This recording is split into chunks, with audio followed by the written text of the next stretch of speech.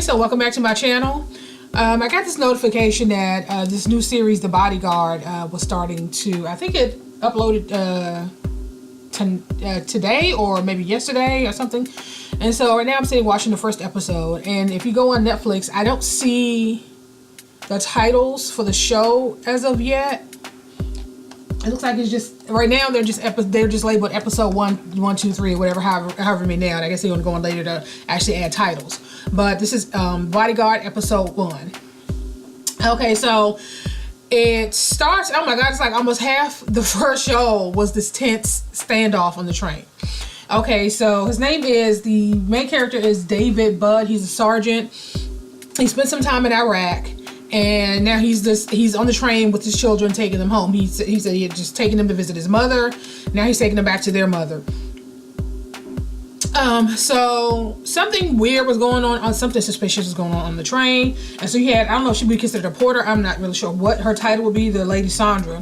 So she walked past him really quickly and kind of knocked on the bathroom door and didn't really get a response. And by her reaction, he could tell that something was up. So he, found her and identified himself as a sergeant and trying to find out what's going on.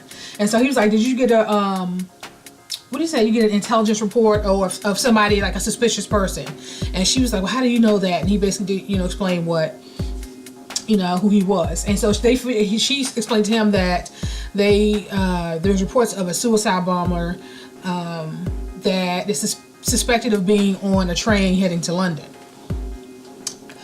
And so he goes to the bathroom and he, is communicating with Sandra back and forth to trying to find out what's what. And she, so I don't know, it looks like he was having some type of something. He didn't have like a flashback or anything, but you could I don't know if he was about to have a panic attack or something. I don't know. But he was able to get himself together, and so he called Sandra and he said, okay, she can unlock the doors from wherever she is, the bathroom doors. And so she's like, well, what are you going to do? He said, well, she said, well, maybe we should wait because they already had a team waiting for the drop-off point. They told them where, to direct the train, and it was like a 7-minute trip to where they needed to be, where the other officers and SWAT and the bomb squad and all that was. And so he was like, well, maybe, we don't really have that much time. And so she was like, you're going to unlock the door and I'll take the rest, do the rest. And she was like, the rest? What's the rest? He said, I'm going to throw him off the train.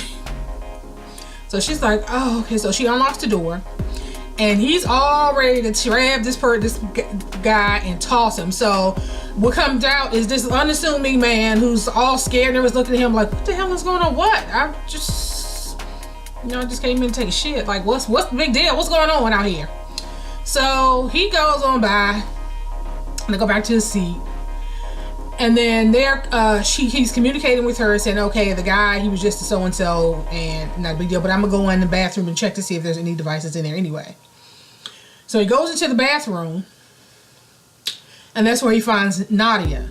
It wasn't the man that had the bomb. It was, I guess that was his wife, Nadia. So she stayed in the bathroom and she's strapped with the detonator in her hand and she looks terrified. She looks like a young girl or a young woman, and she looks scared out of her mind. She's shaking, she's crying.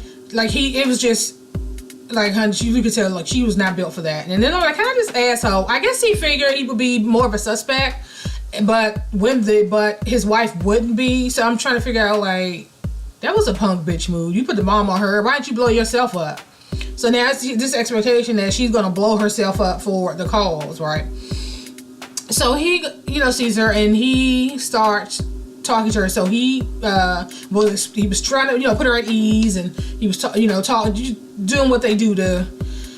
Oh my God, it was a really tense moment. So she's shaking and she got the thing in her hand and he's like praying, like, please don't push the button, your husband, why would your husband do this to you? And I can tell that you don't really want to do this. And so he ends up calling Sandra, let her know what was going on and tell her what the message to relay to the other officers at the drop-off point. And he stood there for a while. It was a tense moment, and he, kind of goes into the bathroom a little bit. She lets him in a little bit, and he's talking to her, and he starts talking about his children. And she's like, "Oh, you have children?" He said, "I have 2 there on the train." And he showed him. He showed her a photo of the children, and eventually they get to the stop, and they board the train. So one team came in from one direction, and another team came in from the middle, that was closest to where David was, because she had made an announcement to have passengers from the first cars, I guess the closest cars, to go further back to the back cars. So when the officers first went in, they took the man into custody right away. They was all loud. Of course, the people, they still don't know the people on the train don't know what's going on at this point. They're just just following instructions. So until the bomb squad, or I guess the SWAT team or whatever, got on the train, they were none the wiser. So they come in, so of course they're terrified, like, what the hell is going on? So they take the man into custody. And so he's still, David is still there talking to the woman, trying to put her at ease, letting her know that it's going to be okay, that he's going to stay with her. And then the other team, they catch up with David, and she's like, the lady was like, you did a good job, but we'll take it from here. And he didn't want to move and they would just ask him to step away. And he didn't want to step away because he knew that as soon as he stepped away, it's going to put a bullet in that girl's head. And he understands with his experience, I guess he was in the military, and the whole thing, that she was kind of manipulated and forced into it. So he's doing everything he can to get her out of the situation alive without, causing having any casualties. And so the lady on the SWAT team who's in charge, she's telling him, you need to back away. While she's talking to him, they got somebody in position on another side who has their rifle aimed. Even though they can't see her, the target, they can pretty much gauge where she is based on where he's standing, I guess, because he's still at the door and she's close to the door. And so he's like, okay, just give me a minute. And next, her voice starts getting louder. The woman in charge, like, you need to back away, move away. He was like, no, get Expo in here. I guess that's the bomb squad. Get them in here so they can figure out how to get this thing off her. And it turns into a whole thing. And once they realized that he wasn't going to move, he ended up grabbing her, the girl, and pulling her out of the bathroom. But in essence, he was actually shielding her. So when the lady with the rifle on the bathroom, they asked her if she had a clear shot. He was like, no, I don't have a clear shot.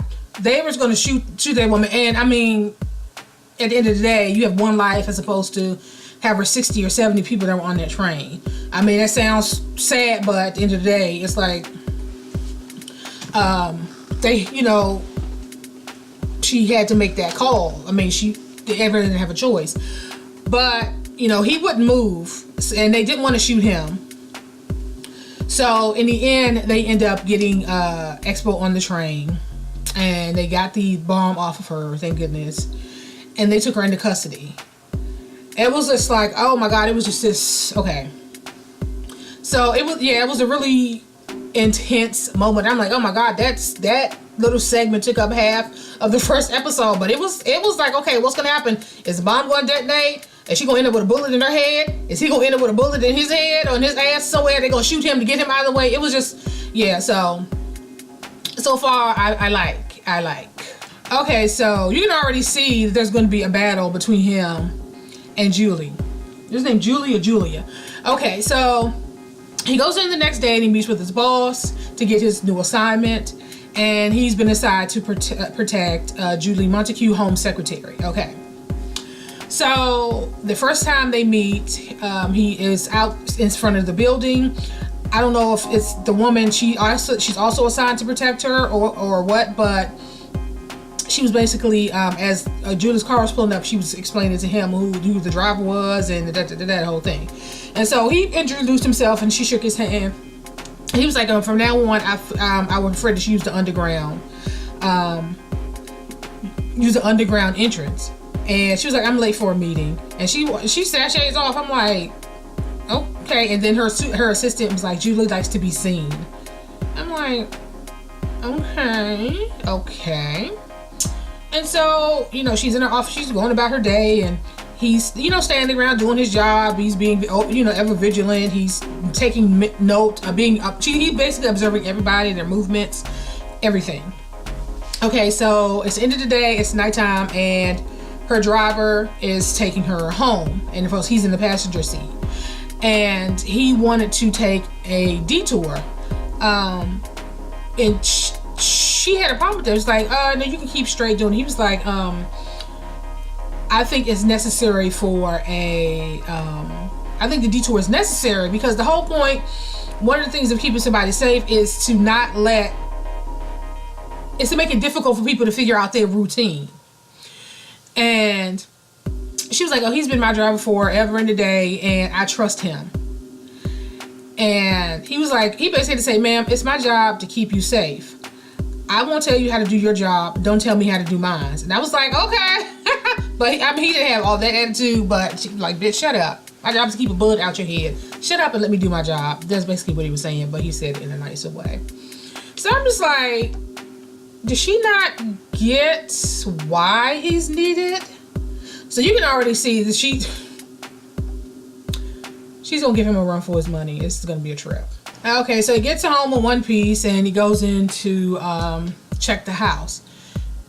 And so it's like she just has zero patience, right? So he's going through the house to check the house, and she's what'd she say? I'm expecting a guest, so fuck off. No disrespect. Or something she said after she said it. I'm looking at her like, girl. And she's like, well, he's like, well, I have to, he basically letting her out, I have to check to make sure, you know, everything's okay. But how long is that going to take? He was like, I don't know, ma'am. So and the whole time he's never lost his cool. He's always been respectful to her. So he did the whole search, and, you know, he came out, and she said, they called you Bud, right? And she said, yes. She said, you're the guy that stopped the train attack. Excuse me. And he said, yeah.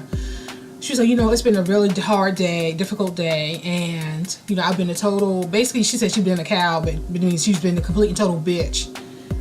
And she apologized, and he accepted her apology, and her guest came over. What's his name? Bob McDonald or Rob McDonald or someone. And, you know, he stayed briefly, you know, just to check to make sure things were all good, and he went on home. And he drunk called his ex-wife. So he dropped the kids off, you know, everything was all good there. And then she because of everything that had happened, she, you know, was like, okay, you okay? You okay? Do you want to talk? And then he leaves in to kiss her, and then she kind of backs away like, okay. So then he just like, you know what? He decided to get out of here. So he ends up leaving. Right, and so now he's home and he drunk calls her, and she's like, I told you I don't want to talk to you when you like this. And he was like, I just want to have a conversation. And she was like, no, I don't want to talk to you while you're like this. And so at this point we don't know why their marriage fell apart. We don't know if he has an issue with the alcohol. We don't know. We don't know. But in the end, she ends up hanging up, and he throws the bottle, and throws the bottle of beer on the floor and breaks it. Very dramatic moment. So the next day, she's doing an interview, a TV interview. And so she's sitting there and I guess waiting for her segment to start. And her assistant walks in with her coffee, which would look so fucking fake. Like it was so, it looked so odd that she walked to her, and the way that she dropped a cup of coffee and it spilled all over her. Like I'm like, what's up with this? What's up with that assistant of hers? Like that just looked so weird. It looked odd. So he ends up taking his shirt off because because Rob McDonald was there, and he was telling the secretary to take her shirt off so she could have it to go on camera. And she was like, it'll never fit. And for some reason she thought it was funny. And I said, okay. So in the end, they going back and forth, and he's standing there. David is standing there just looking at, going just like, okay. So he ends up taking his shirt off and giving it to her so that she can look somewhat presentable when she goes on camera. So he's standing there now in his vest, his bulletproof vest, with his suit jacket over his bulletproof vest. So I'm like, these people are total mess. And I'm looking at my eye on that damn assistant, like, Okay, so she went on for an interview and she talked a lot about the Taliban, and said she made a comment about Saddam Hussein and how, you know, how they're able to govern and this whole thing. And then the interviewer made a mention of, I guess, some motion, law or something, some kind of paper that they're trying to put into law called RIPA 18. I'm not exactly sure what that means, but I mean, in the end, she said that, you know, part of I just say something like part of moving forward is not apologizing for the past. And it was something that she said that really annoyed him, got under his skin. And so that night he went home and he kept watching her interview over and over again, and he kept rewinding that part about moving forward and not apologizing for the past, and he just kept playing it over and over again. So when he got to work that next morning, one of the people at the desk and said they told him that they needed him upstairs right away. So of course he rushes upstairs, right? And it's what's the old girl's name? I can't think of her name. The secretary, the assistant. Sorry. Oops, just dropped my pen. She is cutting the food because she just found out that they're letting her go. Your clumsy ass spilled coffee all over her just before she's about to go on for an interview, and then you laughed about it. Like you didn't even have enough sense to feel bad about it. So, of course, they're letting her go, and she is up there going the fuck off and talking about Rob McDonald and it's just this whole back and forth. She's yelling at the top of her voice. There's a whole scene, people coming out of his office, and they basically asked him if he can escort her downstairs. And so after all that was said and done, he was like, do you want to come with me, ma'am? And she's like, no. She said, I think we'd do better if you come with me downstairs. So she ended up going, and you know, he said that, gave her a card or whatever, and said that they would send her stuff to her. And he asked her, what was that about? And he was like, she doesn't like it when you see right through her. I guess you see her for who she is or whatever, something like that. I don't know. So we really didn't get any clarification or precipitated the argument. But at the end of the day, old girl was let go. So they're back at after that they went to, she had another meeting somewhere else, and she runs into a guy outside named Rochester Pellingham. And he was questioning her about her interview and what she said about the prime minister.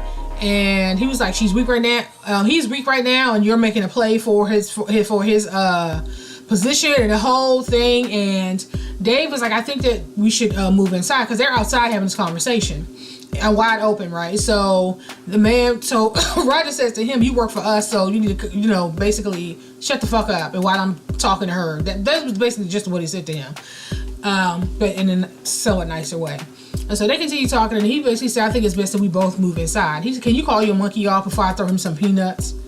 And then he says, I'm mixed race. And then that made that man's face look like, oh shit, I'm gonna say something racist. And so he stopped talking, and they went on inside, right? So she asked him, are you really biracial? He said, no, ma'am. So I think she got a little chuckle out of that. And so after she finished her business up there, they went back. He took her home. And I guess she had his shirt cleaned, so she gave him his shirt back. And she started asking him some questions about his life and, you know, his family, this, that, and the third. And he asked her, you know, if she really believed what she said on the in the interview. And she was like, you know, I do what's right and I make the hard choices. And he said that she was like, I don't need you to vote for me. I just need you to protect me. And he said, I'll do what's required. And he turned and he walked out. So, yeah. So he's not thinking, you know, we don't think too highly of her right now. I mean, as like from the time that he met her, she's just been a piece of work. And so that night he has trouble sleeping, and he picks up the phone. He was going to call his ex-wife, but decided, well, they're not divorced, they're separated. So he decided against it. But the following morning he went over to see her and the kids, and he apologized for the drunk call and that whole thing the night, you know, a few nights before. And he went to know where the kids were, and he said, she was like, they had a sleepover. And so they started talking, and she revealed that she had been seeing somebody. So of course he's like, oh, what? He said, so what, you sent the kids away so you could have a night alone, or some shit he said. And I'm looking at him like, asshole, what the fuck? Y'all separated. The fuck, you think she's just gonna stay single? Like, come on now.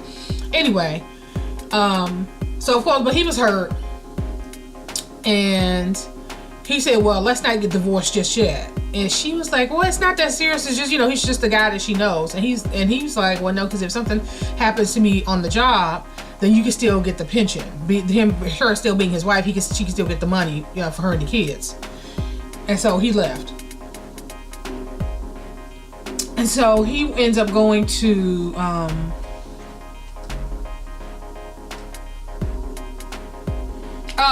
the secretary, the assistant that got fired. So you see her and she's meeting with the woman, and you find out that she's with the press. So now she thinks that she's going to sit down and give some inside scoop about Julia Montague.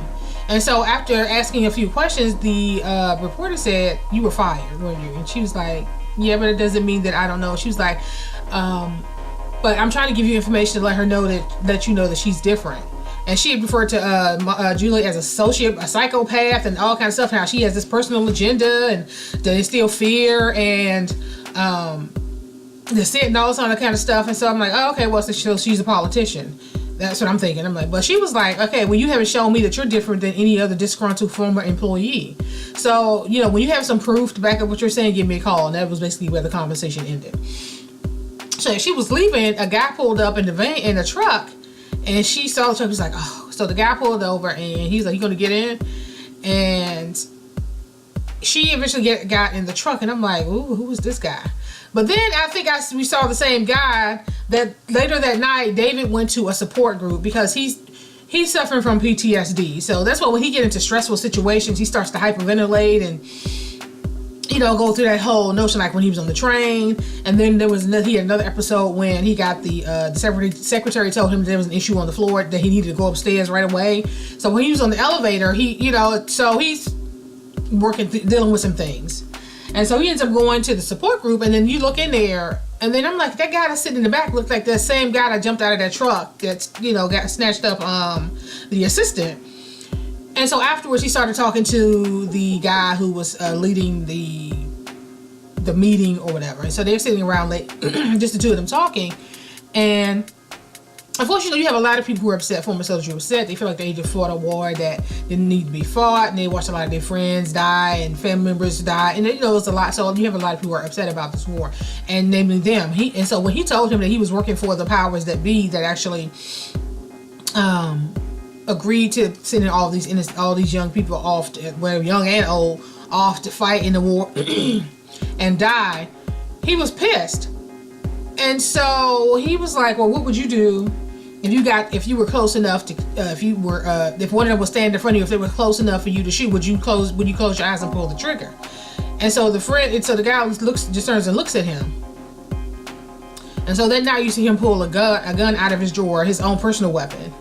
And like, okay, what is he about to do? And so he heads on to work, and he's now in the car. You know, he's now in the car with Julia and McDonald. They're heading somewhere, and he's giving the driver instructions on where to go. And that's basically how the episode ends. So it's like, is he about to snap, or what's going on? What's going to happen with David? What he going to do? So, yeah, it seems like a pretty good show. Obviously, I'm going to continue watching. But yeah, very good show, very good first episode. So I'm going to end this here, and I will talk to you guys in the next episode.